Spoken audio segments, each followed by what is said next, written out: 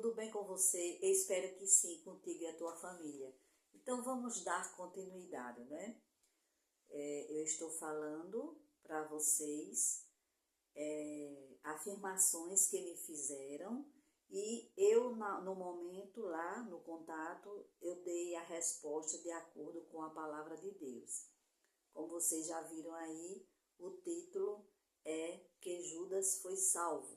Esta afirmação me fizeram. E lá eu já disse que não, de acordo com a palavra de Deus, porque foi dito pelo próprio Senhor Jesus Cristo, né? Você que é novo aqui, bem-vindo. Na playlist do canal tu vais encontrar páginas com assuntos diversos. Muito obrigado por vocês estarem aqui. Obrigada pelo respeito, pela atenção que vocês me têm. Eu costumo pedir que vocês deem o like de vocês para que o vídeo corra aí na plataforma, certo? Vamos começar? Olha, eu volto a dizer, você precisa ler a palavra de Deus. Jesus Cristo, ele reclamou, ele disse, errais não conhecendo as Escrituras nem o poder de Deus. E outra passagem ele diz, examinais as Escrituras, que eram os escribas, os sacerdotes, os fariseus, né? Julgais ter nelas a vida eterna, e são elas que testificam de mim. Né? É importante você ler a palavra de Deus. Ela é completa, ela não precisa de arranjo, não precisa de nada. Ela por si só, ela fala. Ela foi escrita mediante a ação do Espírito Santo na vida dos seus servos, né? Os profetas, nos salmos que foram escritos, né? A lei, o Novo Testamento, tudo na inspiração do Espírito Santo. Então, que o Senhor nos abençoe em nome de Jesus. Amém. Já falo para vocês que Judas não foi salvo. A palavra do Senhor, ela não se contradiz, né? A Bíblia diz assim, Deus não é homem para que minta, nem filho do homem para que se arrependa. Porventura, tendo ele dito, não o fará, ou havendo falado, não o cumprirá, nós mentimos, mas Deus jamais. Se dissermos que não temos cometido pecado, fazemo-lo mentiroso, e a sua palavra não está em nós. Em outra passagem, a palavra do Senhor diz que é impossível que Deus minta. Portanto, estas duas coisas nunca mudam, o que Deus disse e o que ele jurou. Em outra passagem que diz assim, na esperança da vida eterna, a qual Deus, que não pode mentir, prometeu antes dos tempos eternos. Se alguém ensina alguma doutrina diversa e não se conforma com as sãs palavras de nosso Senhor Jesus Cristo e com a doutrina que é segundo a piedade, essa pessoa é soberbo e nada sabe, mas delira acerca de questões e contendas de palavras das quais nascem invejas, porfias, injúrias, suspeitas, maliciosas. Muitos discípulos, quando Jesus estava pregando, muitos o abandonaram, né? Ao final do discurso, eu vou ler aqui na Bíblia, eles o abandonaram, né? Saíram. Aí a Bíblia diz assim, mas há alguns de vós que não creem, pois Jesus sabia desde o princípio quem eram os que não criam e quem era o que o havia de entregar. E continuou, por isso vos disse que ninguém pode vir a mim se pelo Pai lhe não for concedido. Por causa disso, muitos dos seus discípulos voltaram para trás e não andavam mais com ele. Então, Jesus olha para os 12, né, que foi quem ficou. Quereis vós também retirar-vos? E Pedro era muito ousado, né? Aí ele disse, Senhor, para quem iremos nós? Tu tens as palavras de vida eterna. E Jesus continua falando, né? Não vos escolhi a vós, os 12? Contudo, um de vós é diabo. Referia-se a Judas, filho de Simão Iscariotes, porque era ele o que o havia de entregar, sendo um dos 12. Aproximava-se a festa dos pães ázimos, que se chama a Páscoa, e os principais sacerdotes e os escribas andavam procurando um modo de o matar, de matar Jesus, pois temiam o povo. Entrou então Satanás em Judas, que tinha por sobrenome Iscariotes, que era um dos 12. E foi ele tratar com os principais sacerdotes e com os capitães de como lhe entregaria. Eles se alegraram com isso e convieram em lhe dar dinheiro. E ele concordou e buscava ocasião para lhe entregar sem fazer alvoroço.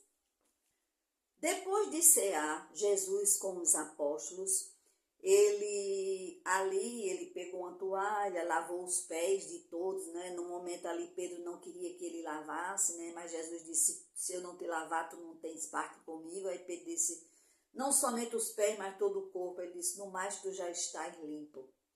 Mas olha bem, então Jesus fala para os seus discípulos, né? Em verdade vos digo que um de vós me há de trair. João lhe pergunta, Senhor, quem é? E respondeu Jesus, é aquele a quem eu der o pedaço de pão molhado. Tendo, pois, molhado um bocado de pão, pegou um pedaço de pão, deu a Judas, filho de Simão Iscariotes, ou seja, não tinha mais dúvida de quem era o traidor. E logo após o bocado, entrou nele Satanás. E disse-lhe, pois, Jesus, o que fazes, faze-o depressa. E Judas saiu logo, e era noite. Jesus Cristo, pouco antes de ser preso, ele faz uma oração intercessória, né?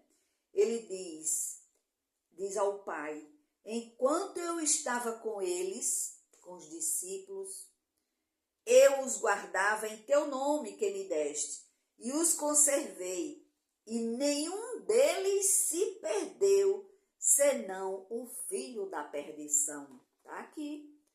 Jesus Cristo conversando com o Pai e dizendo que nenhum dos que o Pai deu para ele se perdeu, a não ser o filho da perdição, ou seja, o traidor Judas, né? Para que se cumprisse a Escritura. Depois que Jesus foi preso, Judas, vendo que Jesus fora condenado, ele devolve as 30 moedas de prata aos principais sacerdotes e aos anciãos, dizendo, pequei, traindo sangue inocente. Responderam eles, que nos importa, seja isso lá contigo. E tendo ele atirado para dentro do santuário as moedas de prata, retirou-se e foi enforcar-se. Jesus Cristo foi preso, foi crucificado, morreu, foi sepultado. Ao terceiro dia ele ressuscitou. Agora ele aparecia não mais a todos, mas apenas aos discípulos, aos que creram.